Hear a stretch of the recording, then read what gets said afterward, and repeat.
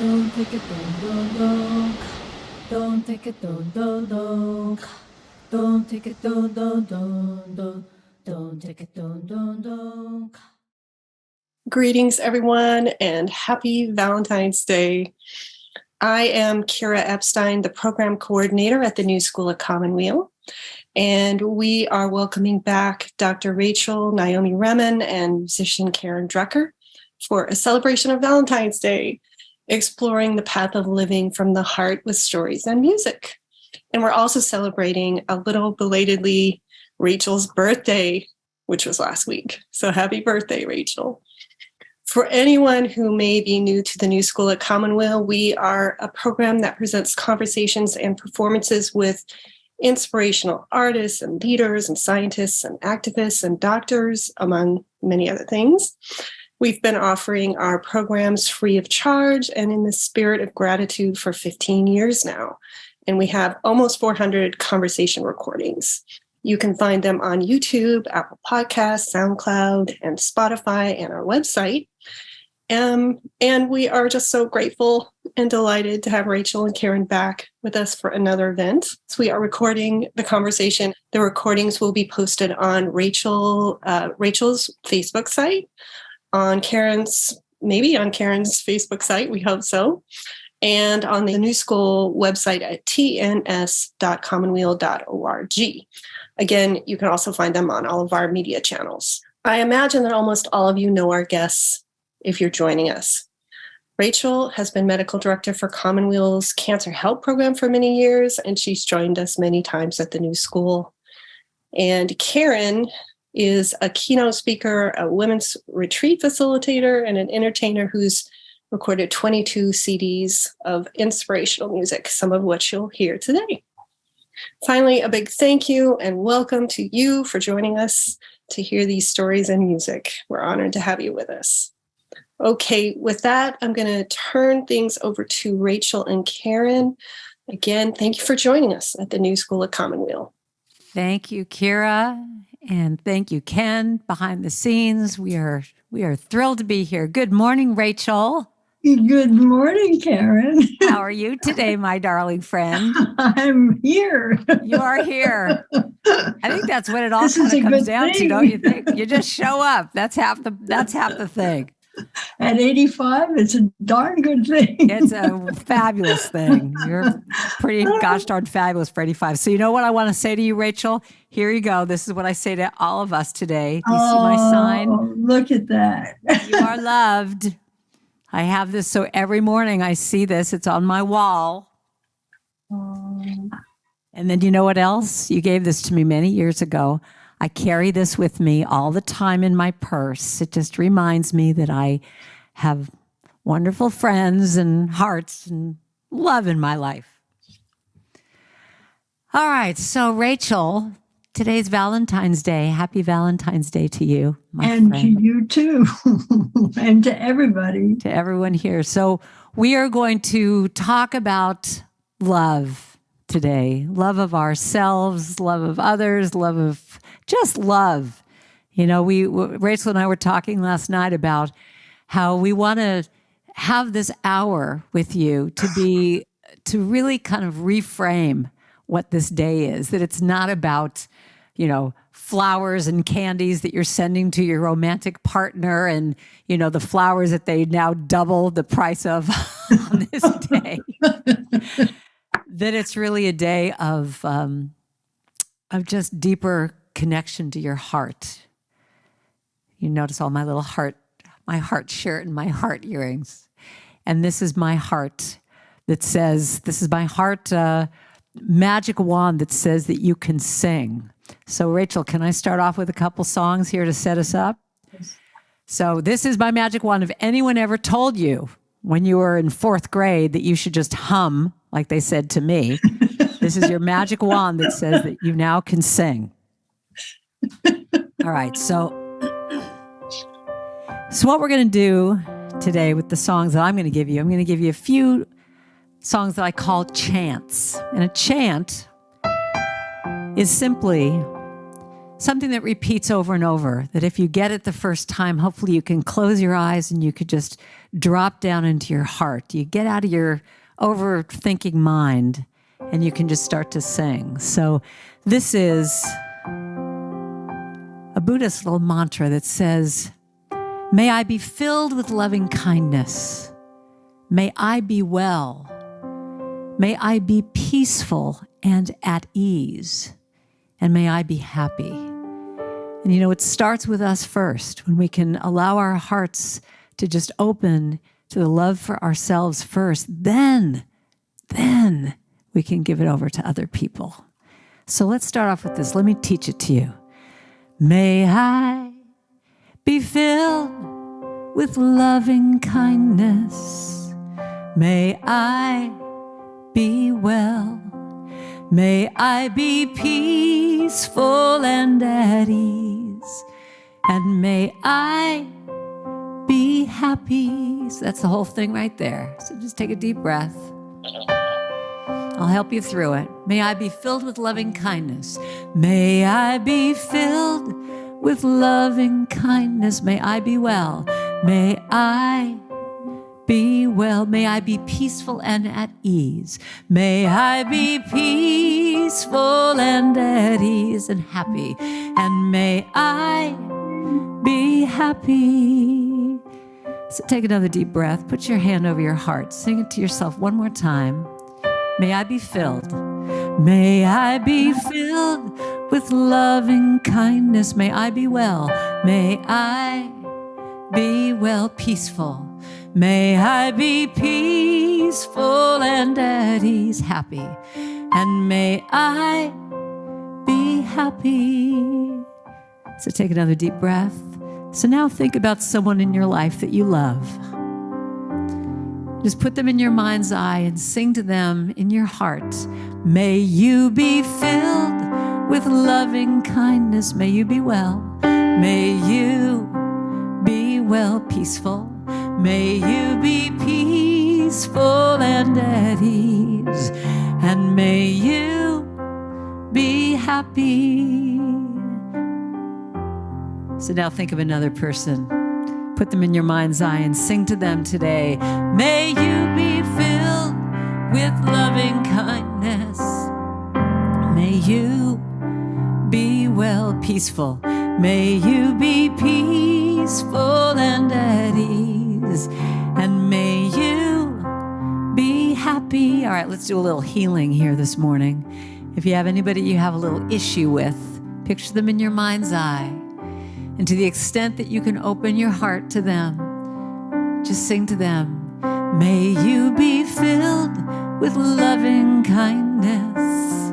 May you be well, peaceful. May you be peaceful and at ease, happy. And may you be happy. Good job. Now let's include all of us. May we think about the world, think about where you want to send this love to. May we be filled with loving kindness. May we be well. May we be peaceful and at ease, happy. And may we be happy. All right, let's sing it one more time to ourselves. May I. But let's affirm it this time and say, I am filled. And I am filled with loving kindness. I am well. I am well, peaceful. And I am peaceful and at ease. And I am happy. Just that last line. I am happy. And you can smile if you want, if you really feel it. And then I am happy. All right, I'll give you one more little one. So whenever I facilitate a retreat, I have a little ritual that I do every time. I stick a chair right in front of me, and I tell everybody in the group, I say, picture someone in your life that you want to send some love to. So right now I want you to picture someone sitting in that chair. Maybe you're singing right to them. And you're going to send your love. And you know what? Even though they might not be on the call, they might feel something from this. So you're going to sing, I send my love over the mountains. I send my love over the sea. I send my love into the heavens and it returns to me. Just goes like this. I send my love over the mountains. I send my love over the sea. I send my love into the heavens and it returns to me. And it returns to me. And that's the whole thing. But I always love to put movements to my little chants. So you can do this. I send my love from your heart. And you say, over the mountains. You do a little mountain. I send my love from your heart over the sea. A little hula. Over the sea. I send my love from your heart into the heavens. Into the heavens. And then bring your hands down and give yourself a hug. And it returns to me. Send it again. I send my love. Picture that person in your mind's eye. Over the mountain. Send my love. Send my love over the sea. Over the sea. I send my love. I send my love into the heavens. Into the heavens. Are you singing along with me? And it returns. And it returns. Let's send some peace out to the whole world. I send peace. I send peace over the mountains. I send peace. I send peace over the sea. Over the sea. Peace. I send peace into the heavens. Into the heavens. And it returns to me. And it returns to me. Let's say it one more time. I send my love. I send my love over the mountains. I send my love over the sea. I send my love into the heavens. And it returns. And it returns to me. It returns. And it returns to me. Last time. It returns. And give yourself a little hug. To me.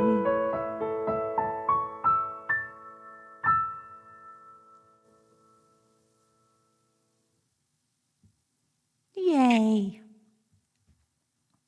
What do you want to say about that, Rachel?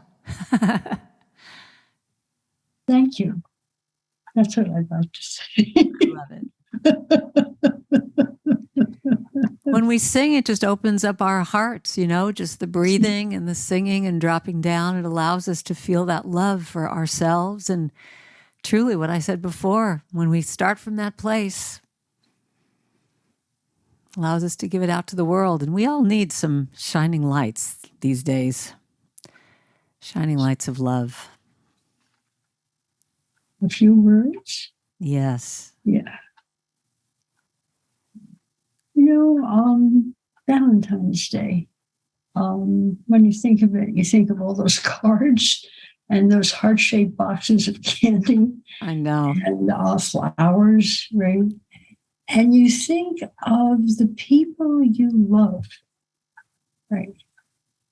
But the heart is something much more profound than that, actually. Hey, you know what, This Rachel? is the Move day- in. Rachel, move in a little bit closer. Yeah, move in Okay. a little bit there. We might be able to hear you a little Can bit you better. hear me? There you go. That's All that's right. great. So the heart is much more profound than boxes of chocolates and things like this. The heart is a way of seeing. It is not soft. It's not touchy-feely. It's an organ of vision, a way of seeing that offers us great strength and wise action. And when we see through the heart and not only through the mind, we discover the power to make a difference in the lives of other people and in our own lives as well. The heart changes our experience and reveals the deep meaning in ordinary life. So when you see through the heart, you're able to see meaning in even the most ordinary things. Ours is not a particularly loving culture. I think we think that the future of the world depends on intellect, on discovery, scientific discovery, on communication, all these things. But actually, the future of the world probably depends on the perspective of the heart. It depends on our ability to see with the heart and to see the connections between us and to see the meaning in the most ordinary of things. Right? Ours is not a loving culture, particularly. We haven't created a loving world. Our world is full of judgment. Right? And I'd like to read you a little piece about what that means, actually. Allow me to do you will see the top of my head now. The life in us is diminished by judgment far more frequently than disease. Our own judgment or the judgment of others can stifle the life force in us, its spontaneous and natural expression. Unfortunately, judgment is very commonplace. It is very rare to find someone who loves us just as we are, as it is to find someone who loves themselves whole. Judgment does not only take the form of criticism. Approval is another form of judgment. When we approve people, we sit in judgment on them as surely as when we criticize them. Positive judgment hurts less acutely than criticism, but it is judgment all the same, and we are harmed by it in far more subtle ways. To seek approval is not to have a resting place, no sanctuary. Like all judgment, approval encourages a constant striving. It makes us uncertain of who we are and what our true value is. This is as true of the approval we give ourselves as it is of the approval that we offer others. Approval can't be trusted. It can be withdrawn at any time, no matter what our track record has been. It is as nurturing of real growth as cotton candy, and yet many of us spend our lives pursuing it. Because ours is not a loving culture, we often can't tell the difference between love and approval. Another word we have found another word for love. We have invented another word for love. We call it unconditional love. Right? But all love is unconditional. It's a grace that we give one another. It isn't earned. It's just there. Anything else is only approval,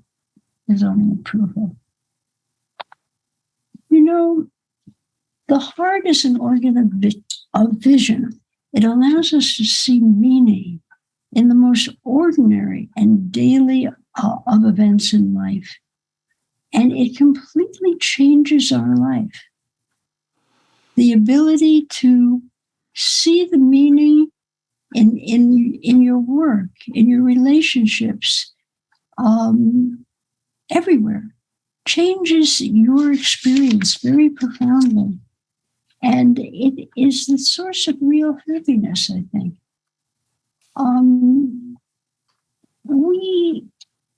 There is no such thing as non-conditional love. All love is unconditional, right? Everything else is approval. Everything else can be withdrawn. Love is something different than that. I wanted to start by reading you a story of a time that I remember from my childhood when the entire nation understood love together for a whole week, right? And I'm just going to read this to you. When I was small, there was a week when the whole country knew that every human life is irreplaceable. It was many years ago, but as I recall, a child somewhere in the Midwest fell down an abandoned well, and for a week, rescue teams worked to bring her out. This was a time before television and a time before radio, a time of radio, and radios were playing everywhere, in the stores, the buses, the schools. Strangers met in the street and asked each other, "Any news?" People of all religions prayed together. As the rescue effort went on, nobody asked whether that was the child of a professor down there, the child of a cleaning woman, the child of a wealthy family. Was that child black, white, yellow, or red? Was that child good or naughty, smart or slow? In that week, everyone knew that these things did not matter at all, that the importance of a child's life had nothing to do with those things, that a person lost touched us all, diminished us all. And without saying this aloud, we all knew that there was nothing personal in this, that not only was this human life of great value, but our own lives were of equal value. If we ourselves had been down that well, all the thoughts and prayers of the whole country would have been there with us too. If on the occasion of someone falling down a well, we all know this, then we knew it all along. The dramatic crisis simply allowed us all to remember something which is true. Then the rescue was completed, and we all forgot it again. It is really surprising how easy it is to forget that every human life is precious. Every human life matters, and we are each one of a kind and worthy of unconditional love. I'm going to just quote a few things and share a few other stories about love. Rumi you have some Rumi quotes too. Let's share our Rumi quotes. Dueling Mine is this. Your task is not to seek love, but merely to seek and find all of the barriers within yourself that you have built against it. Love that one. Yeah, let me say it again. Your task is not to seek love, but merely to seek and find all the barriers within yourself that you have built against it. And mine is, what is it you want to change? Your hair, your face, your body? Why?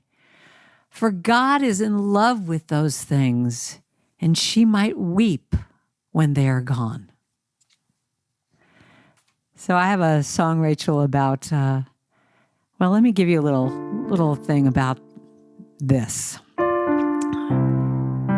me start off. I'll do a little medley here. Some of you might know this song. Sing this with me if you know it. Libby Roderick wrote this. How could anyone ever tell you you were anything less than beautiful?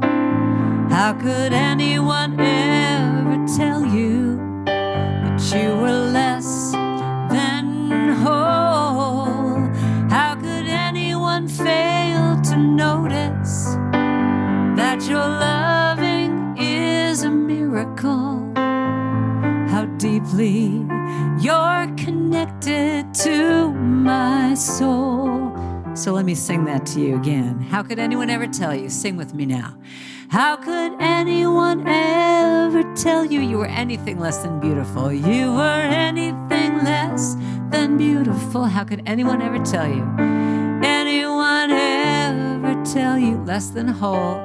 You were less than whole. How could anyone fail? How could anyone fail to notice that your loving is a miracle? That your loving is a miracle. How deeply we're connected. How deeply You're connected to my soul. Let me give you one more time. How could anyone ever tell you? How could anyone ever tell you you were anything less than beautiful? How could anyone ever tell you that you were less than whole? How could anyone fail to notice that your loving is a miracle? How deeply you're connected to my soul. Just that last line. How deeply you're connected to my soul. Let me give you another one. So this is interesting to me. This little chant of mine on Spotify has the most hits of any of my songs. And I have to say, well, why is that? Why is this song so much more popular than all the others? Because I think we need to hear this message. I will be gentle with myself. I will be gentle with myself. And I will hold myself like a newborn baby child. So that's the whole chant right there. I will be gentle. I will be gentle with myself. Again, I will be gentle with myself, and I will hold myself.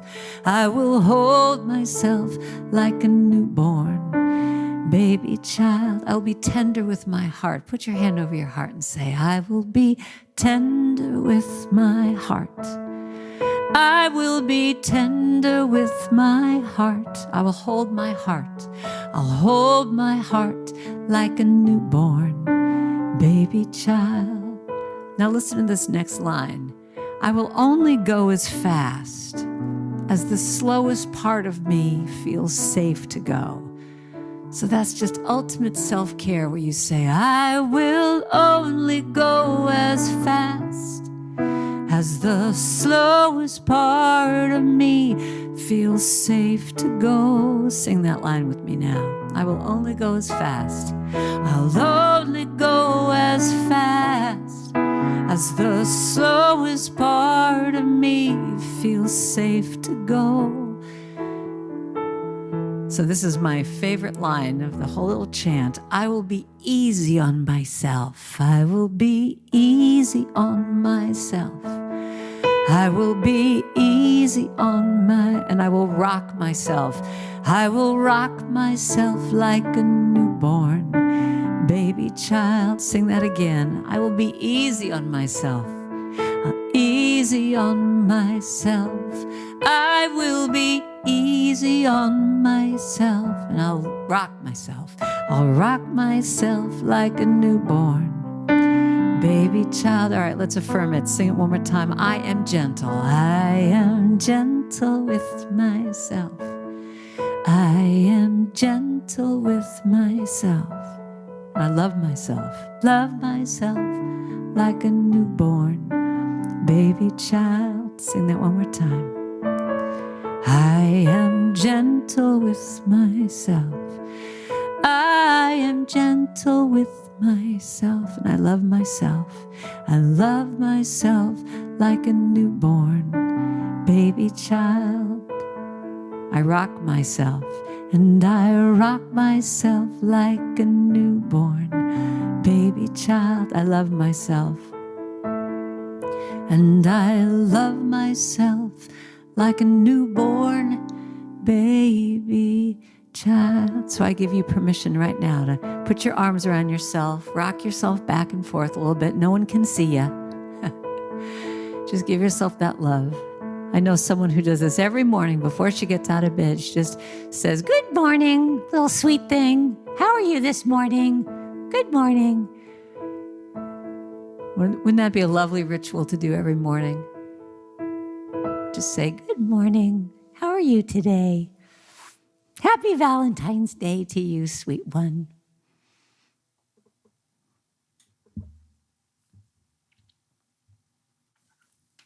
The heart is the capacity to see meaning.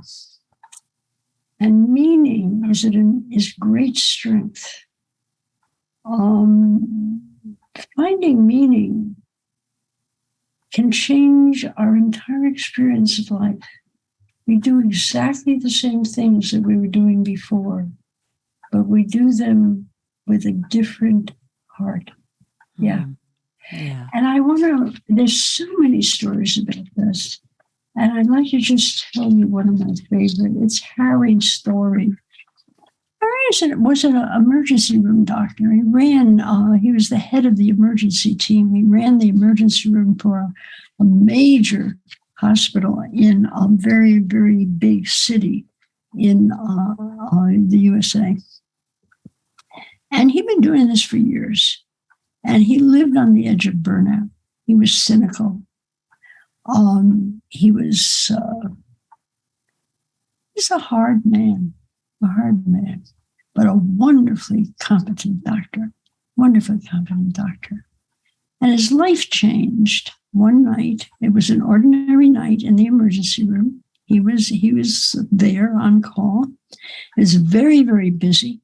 And because it was so busy, he was called on stat immediately to see a woman who was coming in active labor. She was being brought in by ambulance in active labor. And the ambulance called and said, we're not sure we're going to make it. She may have this baby before we get there. So please get ready. So he had immediately gone down to the ambulance bay where the ambulance was going to drive into the hospital. And he had taken 2 nurses with him who had obstetrical packs. And they stood there, and the ambulance pulled in. They opened the back door. They pulled this lady out on a stretcher, and he examined her, still on the gurney, in the bay, outside of the hospital. And he realized that the birth was absolutely imminent. It was going to happen in the next 5 minutes. And it was doubtful that her obstetrician could make it on time unless he was already in the building. So they paged him. And he said to this woman, he told her that her baby was very close to being born and that he had delivered literally hundreds and hundreds of babies in his 30 years in this emergency room. And if her doctor didn't make it before the baby, he would deliver her of her baby. And as he told her this, the baby's head began to crown, and the nurses stood on either side of him. Each of them had one of her knees on their shoulder. He stood in the middle, and he safely delivered her of this little baby girl. Okay? And he had a very familiar reaction to that at first. Everything had gone perfectly. There was no cord around the baby's neck. The baby was breathing. She had an APGAR score of 9, which meant that she was functioning really well. And he had his usual sense of pride in his own drop-dead competence. This is how he referred to it, his own drop-dead competence. And holding the infant with her back along his arm and the back of her head in the palm of his hand, he lowered her below the placenta to get all the mother's blood into the baby before he cut the cord, right? And he began to suction her nose and mouth. And suddenly, the infant opened her eyes and looked directly at him. And there was an expression of wonder on her face. And in that moment, Harry stepped past his usual way of seeing things, and he realized something astonishing. He was the first human being that this baby had ever seen, the first human being. And he felt his heart go out to her in welcome. And for just an instant, there were tears in his eyes. And this surprised him, but it did not render him incompetent. He completed the delivery and handed the baby off to the pediatric resident as usual. But he was telling this story to a group of other doctors, and what he told us was that he felt completely changed by this experience. that in the moment that the baby opened her eyes, years of cynicism and depression and fatigue fell away from him, and he was flooded with an unfamiliar feeling. Now, Harry was a guy, right? So it took him 2 days to identify what this feeling was. But eventually he realized that the feeling was a feeling of gratitude for being the one who got to stand there on the threshold of the world and welcome her. Mm-hmm. And he realized that all that study, all that, but as he referred to it, all that crap, was not his goal. It was just his ticket to a front row seat on life. And he'd been sitting in that seat with his eyes closed for many years. For many years. Harry said that he felt that perhaps this little girl was the first baby he had ever really delivered. In the past, he had been there as an expert, as a technician, but not as a fellow human being, right? Harry's not a poetic guy. He refers to the moment, though, when the baby opened her eyes as a holy moment, a holy moment. And he wonders how many such moments of inspiration and renewal he's missed in the 30 years that he has been an emergency room doctor. And he thinks he missed most of them. So he looks for the holy moments on purpose now. And he looked around at the group of doctors that he was telling this story to, and he said, you know, they're everywhere. They're everywhere. Seeing with the heart, we all live far more meaningful lives than we know.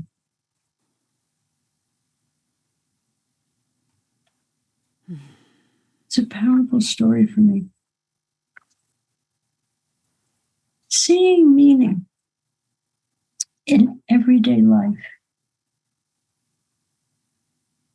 Maybe it isn't about love. Maybe it's something even more profound than love that our hearts make possible for us. And somebody said something to me recently that I've been thinking about for 2 weeks now.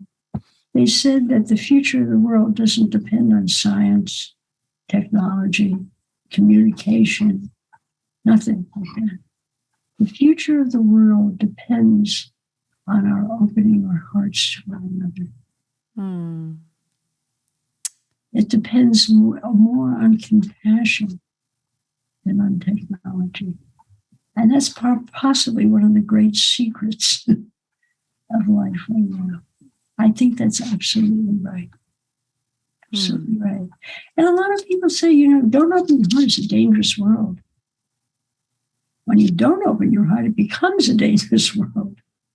That's how this world became dangerous, because we have closed our hearts and tried to live in that way. Yeah. Yeah. So, another song here. Rachel, I could just sit and listen to you for hours and hours.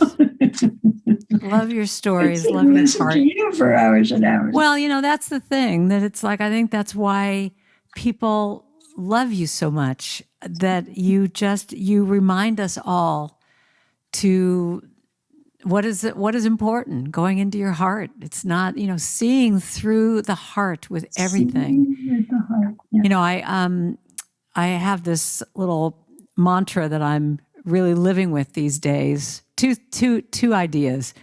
One is Cheryl Richardson said, what would it look like if the only New Year's resolution you made was to love yourself more? You know, what would it be like if all you did was just, that's your only resolution, is to love yourself more so that you can give out, you know, love to everyone else because it started with you. But then one of the things I've been working with recently is asking myself, with everything I do, is this the most loving thing Is this the most loving thing I can do for myself right now? So is this the most loving thing I can put into my body? Is this the most loving thing I can spend my time doing? And truly, Rachel, every time I spend time with you, I'm so stimulated. And, on this day of what is usually in society romantic love, I think that this day to me is just about love and friendship. And I'm so grateful for your friendship. The same. So with that, I have a brand new, no one's ever heard it before. I just barely finished learning it 2 seconds ago, song. I wrote this with my friend Gary Lynn Floyd, who is just another wonderful friend of mine. And it was interesting when we were writing this song about friendship. The way that I write is a lot of times I close my eyes and I think, what's the next line that I want to say? And I think of someone, and so many of these lines came from me closing my eyes and thinking about you. So I dedicate this song to you on your birthday.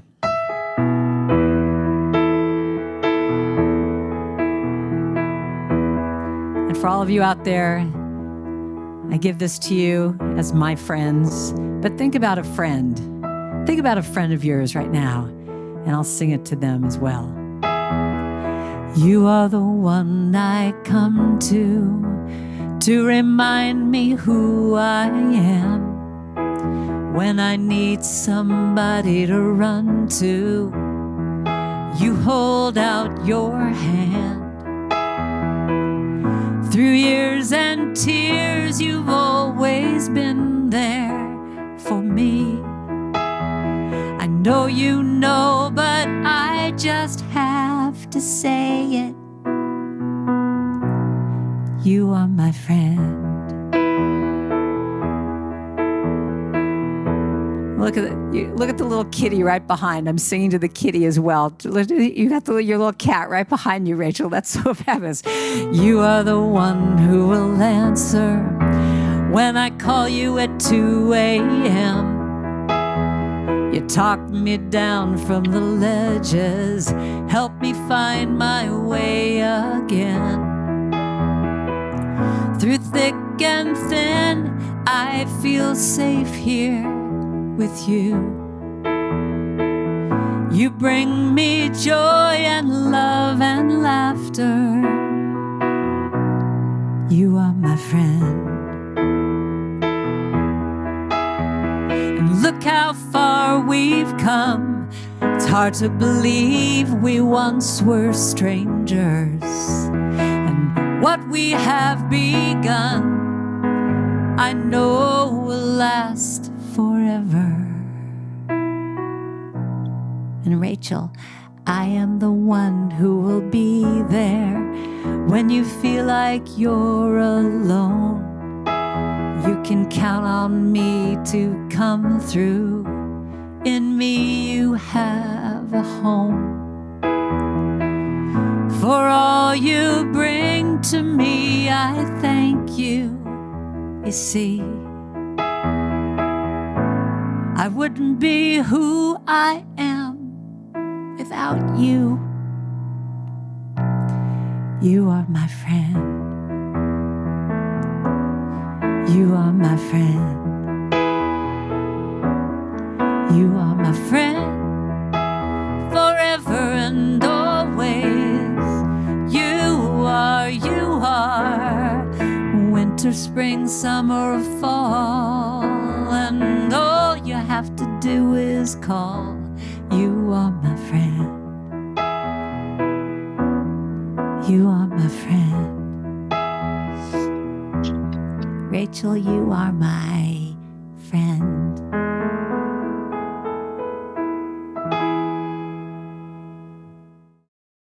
A little Valentine's friendship story song. I have one more story to read that love. I mean, when I was looking through the stories, I never know what the books are about. They were written in 1996. I'm still finding out what they're about. And they're really books about love, all the different kinds of love. And this is one of my favorite stories. I'm just going to read it to you. In thinking about the special bond between grandparents and grandchildren, I remember a birth that I attended years ago. The baby's father, a first-generation Mexican-American, was a graduate student at the university where I worked. He had married another graduate student, a young woman from Boston, whose family had been here for several generations. This was their first baby, and they wanted the very best of care. The university clinics were prepared to offer that. The young couple had gone through childbirth training together and had attended parenting classes as well. They were ready, and so were we, with the full power of contemporary obstetrical and pediatric medicine to support us. But things had not gone well. The labor was long and difficult. After many hours, the obstetrician offered the couple a surgical intervention, but the young woman had been fearful of having a C-section and had refused. Several more hours went by, during which the obstetrician called me as a pediatric consultant. It was decided to offer the couple surgery again. Despite her exhaustion, her pain, and the pleading of her husband, the young mother was adamant she would not have this surgery. She was too frightened. Another hour passed without much progress.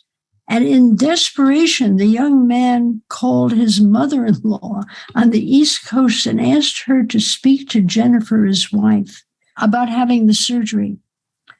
While they spoke, he went into the waiting room to tell his own father what had been happening. Although he had come to California from Mexico years ago, Michael's father spoke little English. He was a man close to the land, weathered and strong, at first a migrant farm worker, and then, with the help of his sons, the owner of a small farm in the Santa Clara Valley.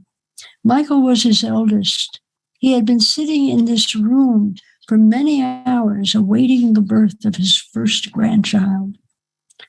He had listened carefully as Michael told him what was happening, his face growing serious and thoughtful.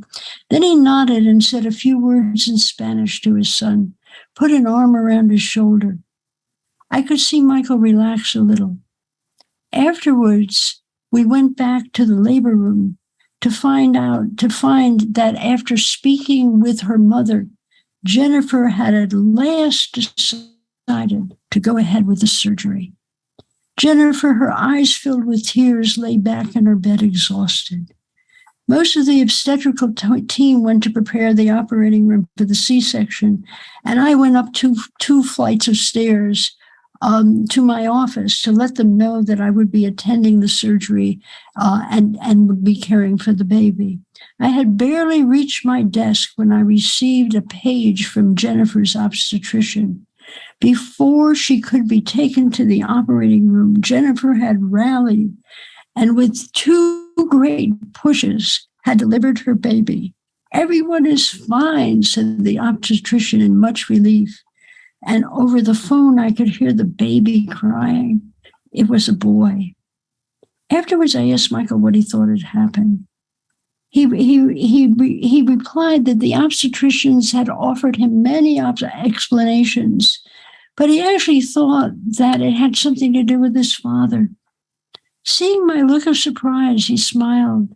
My father is a great man, he told me. When he had gone to tell his father that the baby had been born without surgery, the older man had smiled and nodded.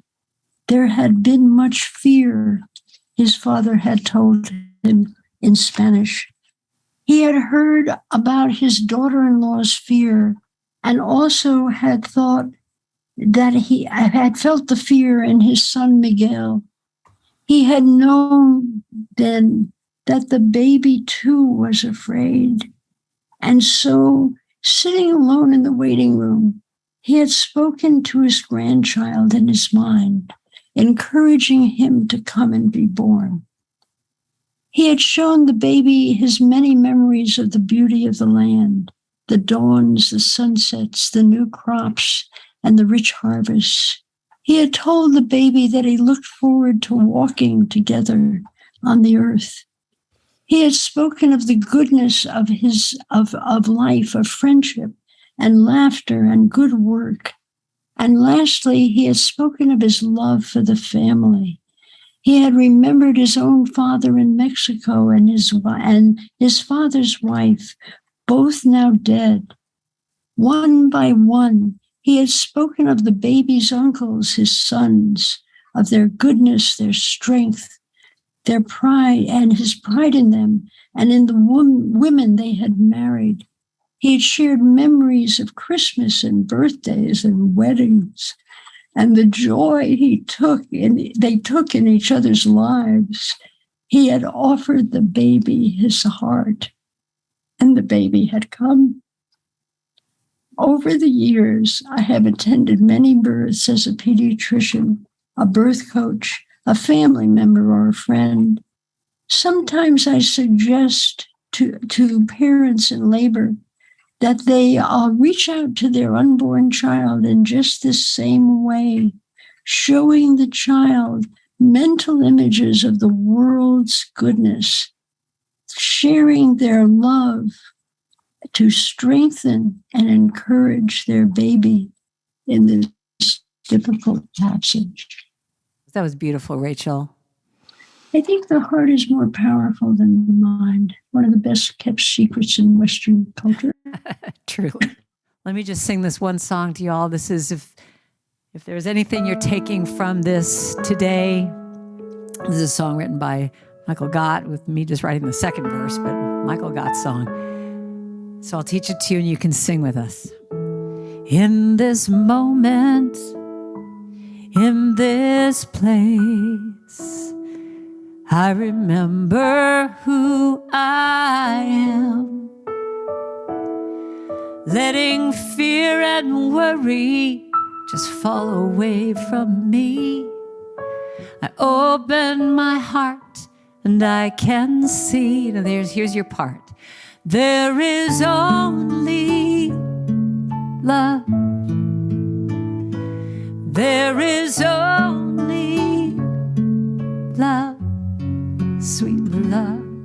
It's a love that will heal. Love will set us free. There is only love. And when I lose myself, in those times when it feels like I have lost my way, go inside and I quiet this chattering mind, and that's when I can hear Spirit say, sing with me now, there is only love. That line again. There is only love. Love that heals. Love that heals, sets me free. Love that sets me free. There is only love. There is only love. You got it. Sing it out now. There is only love. There is only love. Love that heals. Love that heals, love that sets me free. There is only love. Sing it out, open up your heart chakra. Just say, there is only love. Put your hands up. There is only love. I'm singing to the kitty behind you. Love that heals, love that sets me free. There is only love. Now, bring it into a prayer. There is only love. There is only love, sweet love. It's a love that heals. love that sets me free. There is only love. There is only love. So on this Valentine's Day, go out and do something loving for yourself. And then when you've done that, do something loving for somebody else, maybe even a stranger. Just spread that love. But let it start right here. So happy Valentine's Day, everyone. Happy Valentine's Day to you, Rachel. Are you still frozen? No, you're not. You're back. Yay.